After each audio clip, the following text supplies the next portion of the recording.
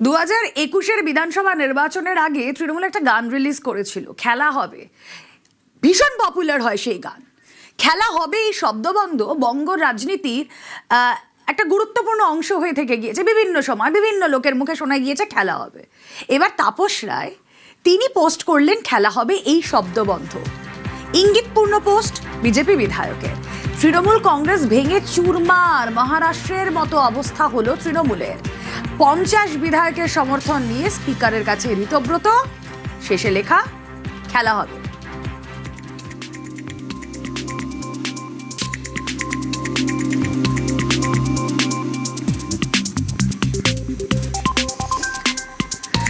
যে পোস্ট এই মুহূর্তে আপনারা দেখছেন তা বিজেপি বিধায়ক সদ্যমন্ত্রী তাপস রায়ের। তৃণমূল কংগ্রেস ভেঙে চুরমার, মহারাষ্ট্রের মতো অবস্থা হলো তৃণমূলের। বিধানসভা স্পিকারের কাছে ঋতব্রত গিয়েছেন, প্রায় 50 জন টিএমসির বিধায়ক নিয়ে পৌঁছে গিয়েছেন তিনি। শেষে যে কথা লেখা তা হলো খেলা হবে। তৃণমূলের শোচনীয় অবস্থা। তৃণমূলে দুটো ভাগে ভাগ হয়ে গেছে, মমতাকেও ডিনাই, অভিষেককে তো বটেই। এরকম একটা পরিস্থিতি সৃষ্টি হয়েছে, পার্টির রেজাল্ট 1 মাসও হয়নি। তো সুতরাং এটা অনিবার্য ছিল, এটা হওয়ারই ছিল এবং এটা হবে, এটা ঘটবে।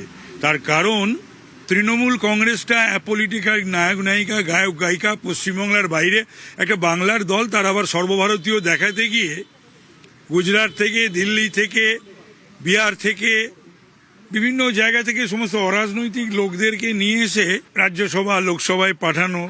তো সুতরাং এগুলো এতদিন চুপ করে দমবন্ধ পরিস্থিতিতে সহ্য করেছে। একটা হয় ঠিক আছে, তো গন্ডায় গন্ডায় হলে সেই রাগটা, ক্রোধটাই পরিপ্রকাশ ঘটছে। সাহস এবং ভয় দুটোই কিন্তু সংক্রামক। তো এক্ষেত্রে কি সংক্রমিত হচ্ছে আমি জানি না। তৃণমূল উঠে যাওয়া উচিত। তৃণমূলে মুষল পর্ব আপনাদেরকে একটু গ্রাফিক্যালি দেখাচ্ছি। বৈঠক কবে কবে হয়েছে, গড় হাজির সেদিন কত কত ছিলেন, হাজির কত কত ছিলেন। বৈঠক 6 মে, গড় হাজির ছিলেন 11 জন, 69 জন সেদিন প্রেজেন্ট ছিলেন। 19 মে তার পরবর্তী যে বৈঠক হয় সেখানে 64 জন প্রেজেন্ট থাকলেও 16 জন অ্যাবসেন্ট ছিলেন। 31 মের ছবিটা হচ্ছে গড় হাজির ম্যাক্সিমাম 60 জন, হাজির 20 জন। বিধায়ক 80 জনের মধ্যে তৃণমূলে মুষল পর্বের 3টে তারিখ অনুযায়ী, 3টে বৈঠক অনুযায়ী কতজন গড় হাজির থাকলেন আর কতজন হাজির থাকলেন, এই পরিসংখ্যানটা অত্যন্ত সিগনিফিকেন্ট। নিয়ম হচ্ছে পরিষদীয় দল, সেই পরিষদীয় দলের যারা সদস্য অর্থাৎ এমএলএ, সেই এমএলএরা বেশিরভাগই যদি সই করে তাদের নেতা নির্বাচিত করে, বেশিরভাগ যদি চায় সেখানে বিবেচনা করতে হবে। পশ্চিম বাংলায় এবং রাজ্য বিধানসভায় যে নতুন নতুন ঘটনা ঘটছে, বহু ক্ষেত্রেই গত 15 বছর ধরে, এই সংবিধান যখন লেখা হয়েছিল, রুলস অ্যান্ড রেগুলেশন যখন হয়েছিল, ল অফ দ্য ল্যান্ড যখন, তখন তৃণমূল বলে পার্টিটা ছিল না। সেই জন্যেই মিলছে না কিছু।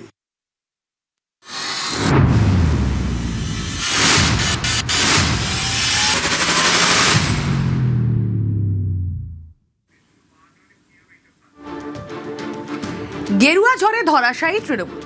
বেসুরোরা সংখ্যায় যদি 52 হয় তাহলে কি হবে? বিধানসভা স্পিকারকে চিঠি দিয়ে ইতিমধ্যেই আবেদন জানিয়েছেন ঋতব্রত।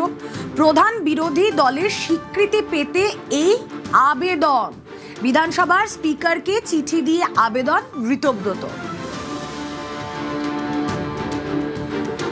আচ্ছা, এবার দেখুন তৃণমূলে বিধায়ক সংখ্যা কত?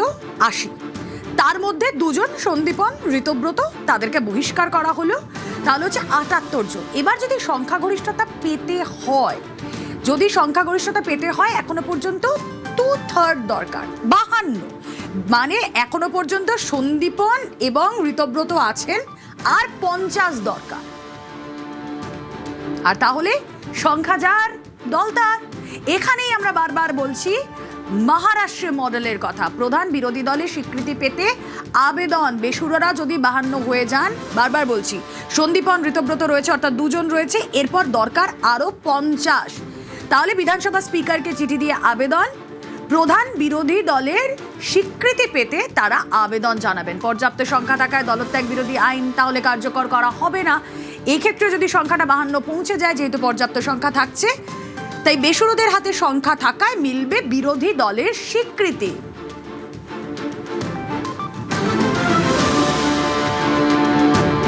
খুব স্বাভাবিকভাবে যদি বিরোধী দলের স্বীকৃতি পেয়ে যায় বেসুরোরা, তাহলে সেখান থেকেই কোনো একজন বিরোধী দলনেতা হবে যাদের কাছে সংখ্যা, তাদের হাতেই দলের নাম এবং প্রতীক।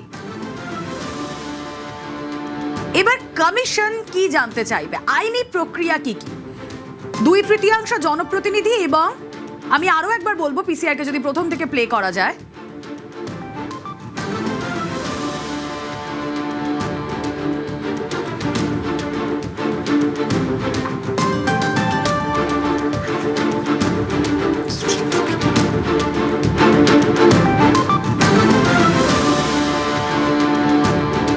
কমিশন কি জানতে চাইবে, যেই ইনফরমেশন আপনাদেরকে দিচ্ছিলাম। 2/3 জনপ্রতিনিধি এবং সংগঠনের সংখ্যাগরিষ্ঠ নেতারা কোন দিকে, আইনি প্রসিডিংস কি হবে, এখানে কমিশন কি জানতে চাইবে, এই 2/3 জনপ্রতিনিধি এবং সংগঠনের সংখ্যাগরিষ্ঠ নেতারা কোন দিকে।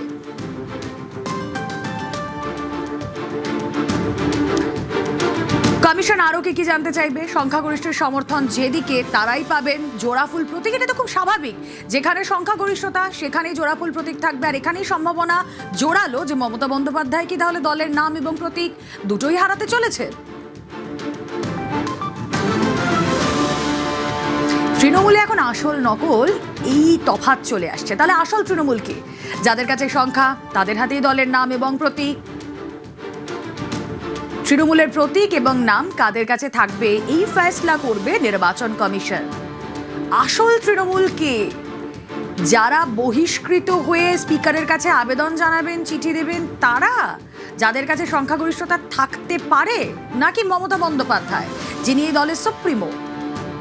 তৃণমূলের প্রতীক ও নাম কাদের কাছে থাকবে ফয়সলা কিন্তু আলটিমেটলি করবে নির্বাচন কমিশন। এবার কেন বলছি বাংলায় মহারাষ্ট্র মডেল? 4 বছর আগে মহারাষ্ট্রে যেই ছবি আমরা দেখেছিলাম, উদ্ধব ঠাকরের সঙ্গে সঙ্গ ছেড়ে দেন একনাথ শিন্ডে, এবং তারপরেই রিসর্ট পলিটিক্স এই শব্দবন্ধ ভারতীয় রাজনীতিতে উঠে আসে। 2/3 জনপ্রতিনিধি এবং বেশিরভাগ নেতাই ছিলেন সেই সময় একনাথ শিন্ডের পাশে। তাদেরকে নিয়ে তিনি প্রথমে চলে যান সুরাট, তারপরে তিনি চলে যান গুয়াহাটি। একনাথ শিন্ডের গোষ্ঠী আসল শিবসেনার স্বীকৃতি পায়। শুধু স্বীকৃতি নয়, লোগো, দলের প্রতীক, সেটাও চলে আসে। শিবসেনার প্রতীক তীরধনুক একনাথ শিন্ডের হাতে চলে আসে 2022-এ। 2019-এ মহারাষ্ট্র নির্বাচন হয়, আর 2022-এই এই পরিস্থিতির বদল হয়ে যায়। মহারাষ্ট্র মডেল আমরা যাকে বলছি, বাংলায় মহারাষ্ট্র মডেল কি হতে চলেছে তাহলে?